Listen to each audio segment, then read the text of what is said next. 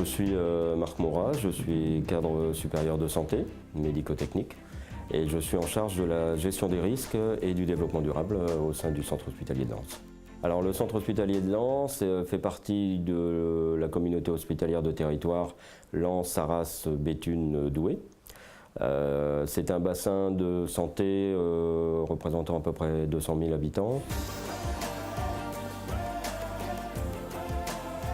On a commencé à se préoccuper au niveau des laboratoires dont je faisais partie du recyclage et de l'élimination des déchets. Et il y a eu une étape importante que je tiens à signaler avec la mise en place par le CERD, donc le Centre de ressources en développement durable régional, Los-Angoel, la mise en place du réseau ambassadeur développement durable dont j'ai eu la chance de faire partie des 20 premiers ambassadeurs en 2010 et qui a permis de structurer justement cette demande et cette action. Alors au départ on a commencé par les produits chimiques, les déchets classiques. Maintenant on recycle les néons, les ampoules, les déchets végétaux, les métaux, la filière électrique, électronique, les D3E.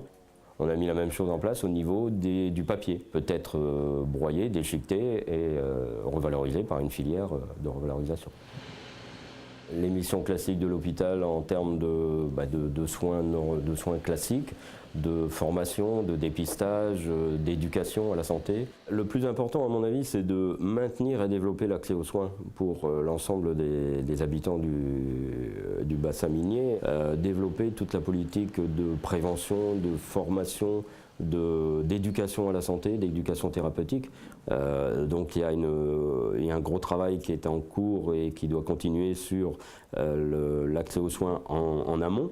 Donc la médecine de ville, les relations hôpital-médecine de ville, et aussi en aval, c'est-à-dire que le patient sort de l'hôpital, mais ses soins ne s'arrêtent pas à la sortie de l'hôpital. Le plus important pour moi, c'est la reconstruction de l'hôpital à l'échéance de 2020, donc sur le territoire de Lens, Los-Angoel, qui va permettre de redynamiser, de restructurer l'accès aux soins et l'offre de soins, et pour laquelle j'espère que la partie développement durable de toute façon est obligatoire et il sera ça fait partie des obligations, mais ça va être pris en compte et on va pouvoir y participer en mettant en place des réflexions et des solutions environnementales correspondantes à un établissement du XXIe siècle.